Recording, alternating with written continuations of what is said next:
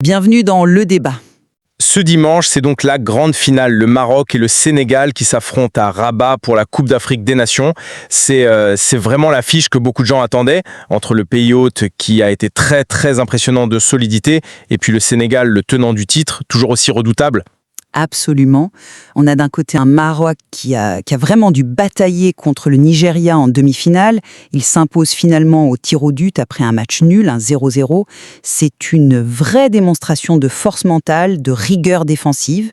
Et de l'autre, le Sénégal qui a montré un réalisme presque froid pour écarter l'Égypte 1-0 avec ce but de l'inévitable Sadio Mané. Le décor est planté, voilà. Et la grande question, au fond, celle que tout le monde se pose, c'est est-ce que le Maroc, qui est poussé par tout un pays qui s'appuie sur cette défense de fer, est vraiment le favori incontestable qu'on nous décrit?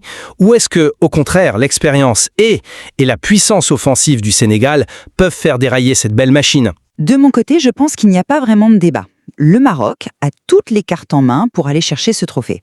L'avantage du terrain, la dynamique de l'équipe, sa structure, tout ça les place pour moi un cran au-dessus. Eh bien, vous voyez, moi je vois les choses très différemment. Je pense qu'on sous-estime vraiment le Sénégal. Leur statut d'outsider, c'est un piège. Et leur style de jeu est précisément ce qui peut poser le plus de problèmes à une équipe comme le Maroc, surtout dans une finale à domicile. Franchement, si on regarde les faits, le Maroc est le grand favori.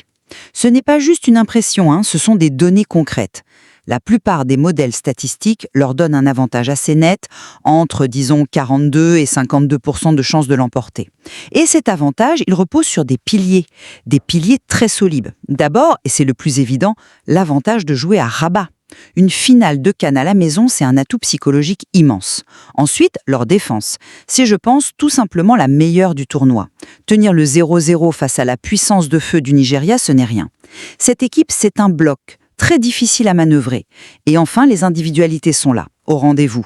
Yacine Bounou est probablement le meilleur gardien du continent sur les tirs au but. Ça change tout dans une finale. Achraf Hakimi est un leader et Brahim Diaz est le meilleur buteur de la compétition. Leur jeu de possession, il est conçu pour contrôler le match, pour ruser l'adversaire et minimiser les risques. Voilà, c'est la signature d'une équipe prête à être championne. Je comprends parfaitement l'argument, mais qualifier le Maroc de favori aussi nettement, c'est aller un peu vite. Vous citez des modèles, mais certains, qui sont tout aussi fiables, parlent d'un écart minime. On est sur du 52% contre 48%. On est donc bien plus proche d'un match équilibré que d'une domination annoncée. Et pour moi, c'est justement ce statut de favori qui est le plus grand danger pour le Maroc. Le Sénégal, lui, arrive sans cette pression écrasante. Tactiquement, ils ont les armes pour faire très mal. Leur attaque est bien plus directe, plus incisive. Ils n'ont pas besoin de 25 passes pour se créer une occasion. On l'a vu contre l'Égypte, une accélération, une frappe, but de Mané, c'est clinique. Cette équipe sénégalaise, elle a aussi une expérience colossale de ces grands rendez-vous. Ce sont les tenants du titre, ils savent ce que c'est de gérer la tension d'une finale. Et surtout, leur style est un cauchemar pour le Maroc. Attendre, laisser le Maroc faire le jeu et exploser en contre avec la vitesse de Mané, de Sarr, c'est le plan parfait, quoi.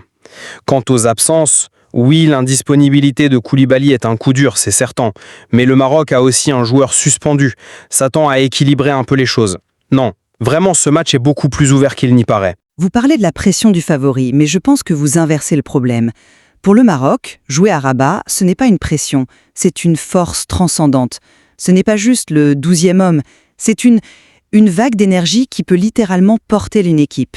Ça intimide l'adversaire, ça peut même influencer certaines décisions, et ça donne aux joueurs un supplément d'âme dans les moments difficiles. On l'a bien vu pendant la Coupe du Monde au Qatar, cette ferveur les a aidés à renverser des montagnes. Pourquoi est-ce que ce serait différent à Rabat? C'est un avantage quantifiable que les modèles statistiques intègrent d'ailleurs. Je ne suis pas du tout convaincu. Cette ferveur, c'est un couteau à double tranchant. Ça peut être une force? Oui. Mais ça peut aussi se transformer en une anxiété paralysante.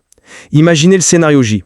Le temps passe, le Maroc domine, mais de façon stérile, et le but ne vient pas. À la 70e minute avec un score de 0-0, ce soutien assourdissant peut se muer en un murmure d'impatience, puis en une pression terrible.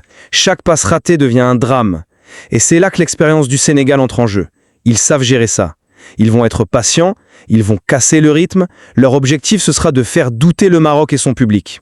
Et si jamais ils marquent en premier, ce stade peut devenir une prison pour les joueurs marocains. Vous parlez de supplément d'âme, mais avez-vous pensé au poids de la peur de décevoir tout un peuple? C'est une hypothèse, mais elle part du principe que le Maroc va se laisser endormir, ce qui est contraire à tout ce qu'ils ont montré.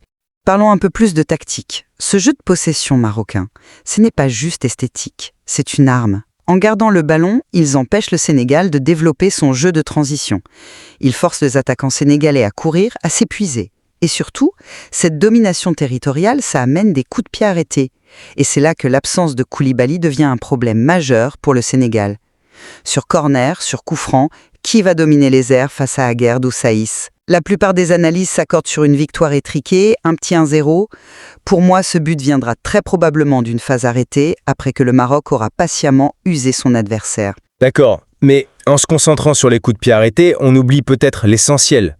Laisser la possession au Maroc, ce n'est pas un problème pour le Sénégal, c'est le plan de jeu. C'est exactement ce que veut Aliou Cissé. Chaque longue phase de construction marocaine, c'est un risque de perte de balle. Et c'est là que le piège se referme. Le milieu sénégalais, avec des joueurs comme Pape Gueye, est programmé pour la récupération et la projection immédiate. Et je vais revenir sur un point précis. Le rôle d'Hakimi. C'est une arme offensive fantastique, on est d'accord? Mais il monte énormément. Face à un joueur comme Sadio Mané, qui ne demande qu'à attaquer l'espace dans son dos, n'est-ce pas un risque tactique énorme? Presque suicidaire. Chaque ballon perdu par Hakimi haut sur le terrain, c'est une occasion de but potentielle. Le Maroc aura peut-être le ballon, oui, mais le Sénégal aura les espaces. Et dans une finale, les espaces, c'est souvent plus précieux que la possession. C'est un vrai duel tactique, vous avez raison. Mais la force du Maroc, c'est aussi son équilibre. Sofiane Amrabat, en sentinelle, passe son temps à couvrir les montées de ses latéraux. Il a la capacité athlétique pour le faire. Et puis pour exploiter ces espaces, il faut des joueurs qui fassent la différence dans le dernier geste. De ce côté-là, le Maroc me semble collectivement plus dangereux. On a parlé de Brahim Diaz, le meilleur buteur, mais il y a aussi Ziyech, en Esseri. La menace est diffuse. Et puis il y a ce que j'appelle le facteur Bounou. Avoir un gardien qui a prouvé maintes et maintes fois qu'il est un héros des tirs au but, ça change la mentalité de toute l'équipe. Ses coéquipiers tirent avec plus de confiance et les adversaires, eh bien, ils doutent. C'est un avantage psychologique colossal avant même que la séance commence. Je vois les choses un peu différemment. Vous parlez de menace diffuse, j'y vois un possible manque de ce joueur exceptionnel, ce tueur capable de décider d'une finale fermée sur un seul exploit. Le Sénégal, lui, en possède plusieurs. Sadio Mané, même s'il n'est plus au même niveau qu'il y a quelques années, reste un joueur qui, sur une action, peut éliminer 3 adversaires et marquer. C'est ce qu'il a fait en demi-finale. Nicolas Jackson, par sa puissance, peut user n'importe quelle défense. Et Iliman Ndiaye est un créateur imprévisible. Si la finale est cadenassée, comme tout le monde s'y attend, la question est qui a le joueur le plus amène de créer l'étincelle à partir de rien? Pour moi, la balance penche clairement du côté sénégalais. Et concernant l'absence de Koulibaly, ça peut aussi avoir un effet de galvanisation. Ça oblige chaque défenseur à prendre plus de responsabilités, à être plus concentré. Parfois, la perte d'un leader force le reste du groupe à s'élever. Au final, après cet échange, ma conviction est, et même renforcée, le Maroc arrive en finale avec des avantages structurels, des avantages statistiques qui sont indéniables.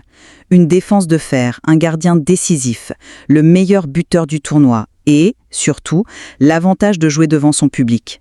Tout cela forme un faisceau d'indices qui pointe vers une victoire marocaine. Ce sera probablement serré, peut-être un 1-0, une décision au tir au but, mais l'issue la plus logique reste un sacre des Lions de l'Atlas à domicile. Et moi, notre discussion me conforte dans l'idée que les pronostics, au fond, ce n'est que du papier. Ils ne mesurent pas le poids de la pression sur les épaules d'un favori, ni la capacité d'une équipe comme le Sénégal à faire déjouer son adversaire. Le profil tactique du Sénégal, basé sur un bloc bas et des contres fulgurants, il est taillé pour punir les forces même du Maroc. Leur expérience et la présence de joueurs capables d'un exploit en font un adversaire bien plus dangereux que ce que les chiffres veulent bien dire. Le costume de l'outsider leur va à la perfection et c'est souvent dans ce rôle qu'ils sont les meilleurs. On peut au moins s'accorder sur une chose, ce sera une finale passionnante et probablement très très tactique.